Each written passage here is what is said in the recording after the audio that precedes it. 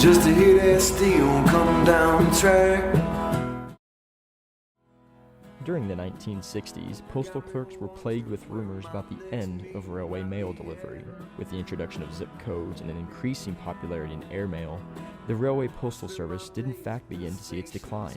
As a result, rumors soon became letters of job displacements and offers for other postal clerk positions around the country. Well, it started out as rumors, and it come up pretty quick, all of a sudden. So you kind of got the idea, you know, the railroad wanted to get out of the passenger business, and the post office wanted to put the mail on the airplane, and that's what they did. Well, it was coming on, and it started actually before I ever got in the mail service, because they were cutting off trains different then.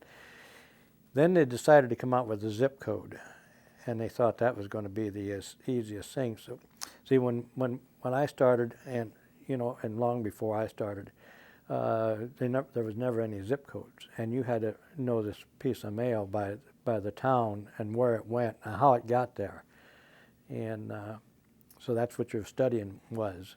Well, they just come up and said they were taking some of the trains off, but mine was one of the last ones that was taken off, and which made it kind of bad on us, because the early ones that was taken off, the guys were always put in different post offices. And so when the time ours got to be taken off, there wasn't many places more left to go. Well, I don't know if it's through the news or not, but they started taking off trains here and there and here and there. And I realized then that we were going to have to do something else, because I wouldn't have a job there. And it was either go to a big town in a terminal or something else, so I put in for the post office here. Well, after it came up with zip code, well, then they built sectional centers, and that was kind of demise of the railway mail service.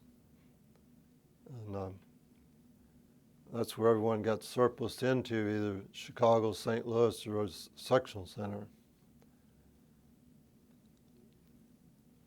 But it was a good service because the mail was always moving. It never stood still.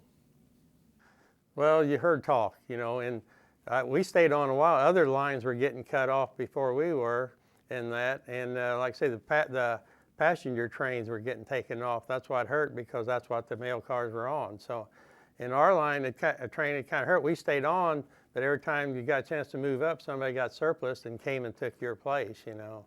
And I was the top sub, but I wasn't making regular, but I still stayed out there because they needed a few subs, you know. So it's kind of a sad ending, but you knew it was coming. I found out in April, I believe it was, in 1967, that my job was being eliminated. And the last trip I made was on September the 9th, 1967. I remember the date because it was my brother's birthday. And I was very disappointed, and I will have to admit that I had tears in my eyes when I got off that train the last day. I was very disappointed because I really liked the work. By letter, scuttlebutt had already come out, you know, that they were decreasing, but when I finally learned that my job was the next one to go, it was by letter from the central office. And it was very short and firm.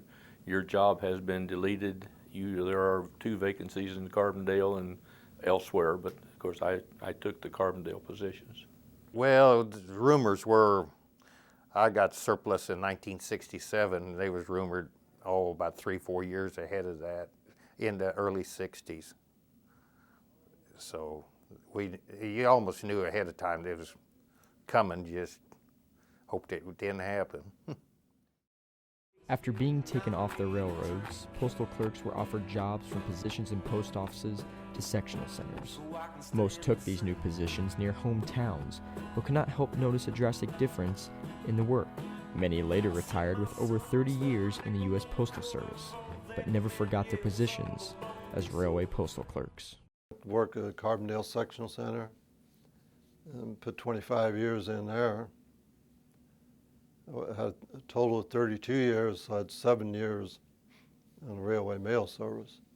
After that, I got served into the post office at Centralia and finished out my career there, then worked there about 31 years and then retired 10 years ago, so it worked out okay.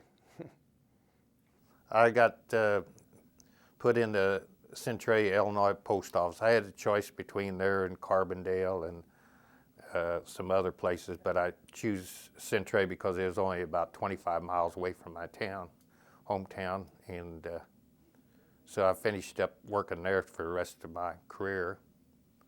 Ended up with 37 years and 10 months because I retired at 55, and I started when I was 18.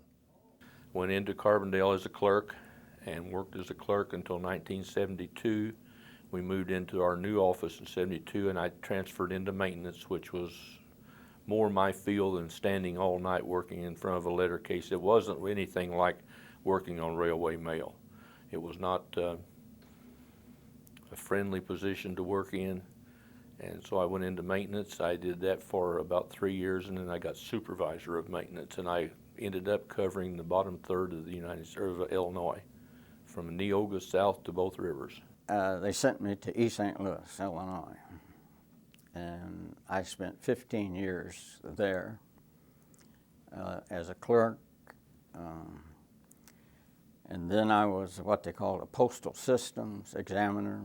Went around to offices and did financial exams. Then I became the post office accountant, and after that I became a postmaster in Willisville, Illinois, and then I quit. After the mail train, I got transferred into the post office at home, and that's what most of us got. Most of us went in the post office. Now some of them got other jobs that worked, like we have an ammunition plant or government, and they got jobs out there, but most of us have wound up in the post office somewhere.